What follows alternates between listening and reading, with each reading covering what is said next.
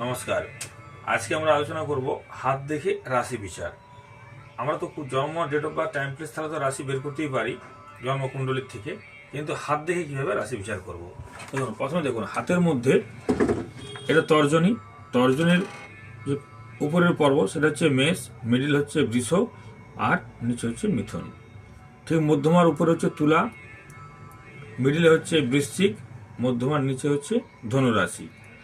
আবার অনামিকার উপর হচ্ছে কর্কট রাশি, মধ্যমায় মিডিলটা হচ্ছে সিংহ রাশি, আর নিচটা হচ্ছে কন্যা রাশি।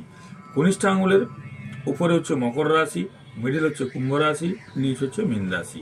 তাহলে আমরা হাত দেখে এখানে আমরা 12টা রাশিকে জানতে পারলাম। এইবার আমরা দেখব যে কার কোন রাশি কি করে বুঝব। যদি রাশির নির্দিষ্ট আঙুলের পর্বে বা হাতের ক্ষেত্রে বিশেষ নির্দিষ্ট কোনো চিহ্ন বা রেখা অন্যান্যভাবে আলাদা বৈশিষ্ট্য থাকে, তাহলে বুঝতে হবে ওই রাশিটি জাতকের জন্মরাশি। মানে এই রাশিটি, যেই রাশিটা হবে, ধরুন এইখানে 12টা রাশি আছে, যে কোনো একটা ঘরে দেখবেন, হয় বৃশ্চিক বা সিংহ বা বৃষ, যে কোনো একটা ঘরে দেখবেন কিছু আলাদা চিহ্ন আছে বা আলাদা কিছু রেখা আছে, যেটা দেখে আপনি বুঝতে পারবেন যে এটা ওই ব্যক্তির রাশি। তাহলে আমরা এখানে 12টা রাশি পেলাম। তর্জনীতে পেলাম মেষ, বৃষ, মিথুন। মিডিল ফিঙ্গারে পেলাম তুলা, বৃশ্চিক, ধনু। অনামিকায় পেলাম কর্কট, সিংহ, কন্যা। আর কনিষ্ঠায় পেলাম মকর, কুম্ভ, মীন। গ্রহের পজিশনগুলো তো আগে আপনাদেরকে জানিয়েছি।